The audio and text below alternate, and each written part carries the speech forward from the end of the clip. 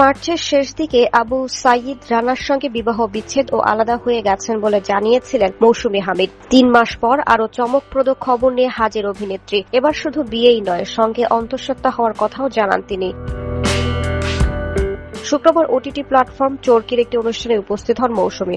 সেখানেই প্রথমবার তার বেবি বাম্প দেখা যায়। এ সময় অভিনেত্রীর সঙ্গে ছিলেন তার স্বামী আব্দুল ওয়াদুদ সজীব। অনুষ্ঠানে মৌসুমী জানান, সবাইকে সারপ্রাইজ দেওয়ার জন্য এরকম আয়োজনে স্বামী সন্তানের বিষয়টি সামনে এনেছেন, যাতে একসঙ্গে সবাইকে জানানো যায়। জীবনের নতুন এই অধ্যায়ে সবার কাছে দোয়াও চেয়েছেন মৌসুমী।